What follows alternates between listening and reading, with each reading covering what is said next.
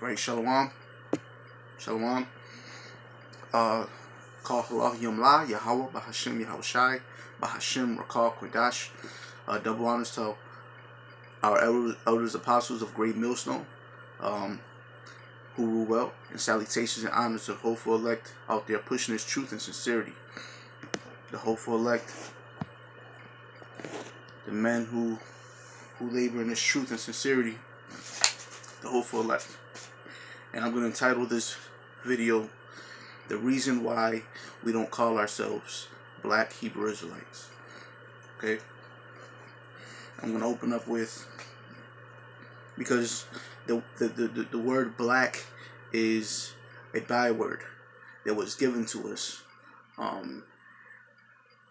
and that it was recorded in the scriptures.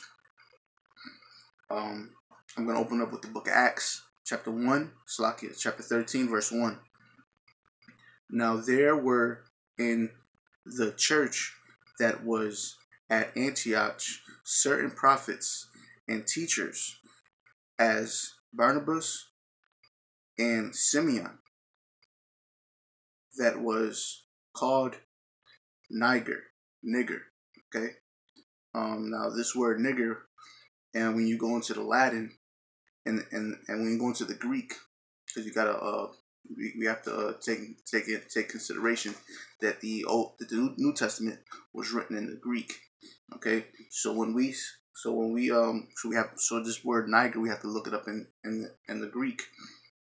This word niger means Niger. It's pronounced Niger in the Latin. In the Greek it's pronounced Niger. In the Latin it's pronounced negro. Okay, in the American tongue it's pronounced nigger. Okay, and these three words mean black. Okay, you can look it up in the Strong Concordance. I'm not gonna do it because I don't have my Strongs. I have a Strong's book right there, but I'm gonna leave it up to you to look for it. It is the truth. Even when you look it up in the Latin, the word negro means black. Okay, and this word is used to describe the Israelites, to describe dark-skinned people, which the traditional Israelite is not black. Their skin color isn't black. I'll show you what black looks like. This is black. Okay, the traditional Israelite is a shade of brown, a certain shade of brown, not a certain, but different shades of brown. Okay. For example, the Messiah, he was a shade of brown. Okay, he was a dark shade of brown. Okay, and that proves that the Israelites, that proves that we aren't black Hebrew Israelites. Okay, they like to associate the media and the people who wants to demonize the us, which are the Hebrew Israelites. They want to affiliate the word black with us because they know that word has that color has a negative vibration to it. Okay, I mean, when you look into the word white resembles purity. Just purity, like good, enlightenment. And opposite of white is what? It's black. Okay, so this is what they like to do. They like to associate this negative term with the Hebrew Israelites. Okay, which that color has nothing to do with this. Okay, and I'm gonna further prove all through the spirit and power of Yahweh Bahashim Yahushai that we aren't the reason why we don't call ourselves black Hebrew Israelites. Okay, this is the book of Deuteronomy, chapter 21, verse 10. When thou goest forth to war against thy enemies, and the Heavenly Father, Yahweh Bahashim Yahushai, have delivered them into thy hand. Thou hast taken them captive, and these among the captives a beautiful woman. Okay, so what would happen in the times that Israel would go to war? We would slaughter all the men, and we would captive all the beautiful women. Okay, why? Because it was in the law that we could do that. Okay,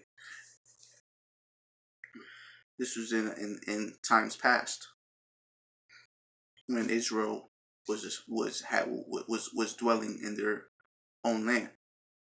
Continuing on, and seest Shalakia, and thou hast taken them captive, and seest among the captives a beautiful woman, and hast desired unto her that thou wouldest have her to thy wife. Now, what is wife? Wife, according to the scriptures, wife is sex. Then, because they would take them to wife, they would take them in as a wife, and obviously they'll pop the women. Okay, because that's what men do. We make love to our wives. Okay. Verse 12. Then thou shalt bring her home in thy house, and she shall serve her hand, shave her head, and pare her nails, and she shall put a raiment of her captivity from off her, and shall remain remain in thy house, and bewail her father and her mother a full month. And after that thou shalt go in unto her and be her husband. Okay, that proving that sex is marriage. Sex is marriage. Okay, at least in the customs of the Hebrew Israelites. All right, and because every nation they have their own customs, and a lot of really at the time, all the nations they followed this custom, they followed this law. Okay, and after that thou shalt go in unto her and be her husband, and shall be thy wife. Now we know that this we can't. We know that we wouldn't we wouldn't attempt to do this today, because we know that for one we weren't brought up like this. Okay, and the reason why we weren't brought up like this was because we would go to jail. It was a crime, and it's a crime. So we don't have it in our desire to do these things. Okay, to just do whatever we want. Nah, we move wisely. We do things. Um, we do things in decency. Okay. Back then it was a whole nother. That was like that. That was that. They had that back then was a whole nother mindset. Okay, but the point is that I want to make, and I'm gonna get to the point. This is verse 14. And it shall be, if thou have no delight in her, then thou shalt let her go, whether she will. Okay, and a lot of the times during that time, because at the time we were in that land, because we were going to war, and we took over the land, we would have our own place, and we would but eventually at some point in time we would have to go back to our own lands. And a lot of times we would leave that woman there in that land, and in the household, and they would raise the child. Okay, because that's what happens when you have sex. You pop a woman, and 6 months later, she has she comes out. I mean, she delivers a baby. Okay, she delivers a newborn child, and a lot of times the men would leave the woman in that land. We wouldn't take them back to our land because it was like it would just cause commotion, and a lot of times we just didn't want to deal with that. We didn't want to take on that responsibility, so we left them. For whatever reason, we would leave them behind, and the the woman would be left behind in the land that we have conquered, and they would raise up the Israelite child, and that Israelite child would have features of the other nations. Okay, and while time, that kid would sometimes deal with a woman with that from an, deal with a woman from the other nations, and the features, that child, his seed would have watered down features. Okay, what I mean by watered down, the features of the typical Israelite man would be watered down, would slowly fade away, because um, the the genes would get mingled with the the Israelite woman. Okay, and this is one of the reasons. This is one of the reasons why we don't call ourselves Hebrew Israelites.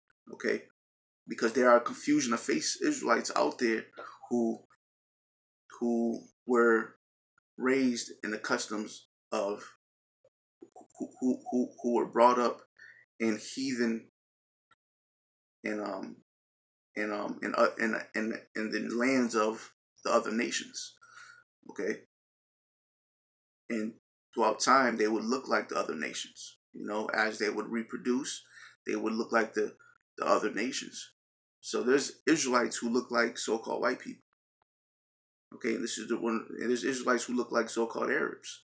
There's Israelites who look like so-called Chinese people. There's Israelites who look like Japanese people. There's Israelites that look like all the nations. And this is the reason why we don't. But they are considered confusion of faces, or Gentiles. Okay, because they are Israelites. They're they are Gentiles because they weren't brought up in the customs of the. They weren't brought up in their own customs, in the Hebrew Israelite customs. Okay, and this is Numbers chapter 1, verse 18. And this is proving that your lineage is determined by your father. This is Numbers chapter 1, verse 18. And they assembled all the congregation together on the first day of the second month, and they declared their pedigrees after their families by the house of their fathers, according to the number of the names, from 20 years old and upward, by their polls. Okay, so there's no such thing as mixed race. Your lineage is determined by your father. So if a father plants his seed in a woman from another nation, and she brings forth that that that seed, which and she bears that child, and the woman looks more like her than the Israelite man, just because that that child is still an Israelite. Why? Because it came from the Hebrew Israelite man. Okay, and with that, this is the brother Bashar. I'd like to give all praises, honor, and glory to Yahweh, Bahashem Yahweh Shai, Bahashem Rakak Wadash. Double honors to our elders, apostles of at Great Millstone, and salutations to the hopeful elect out there, pushing this truth and sincerity and diligence. Shalom.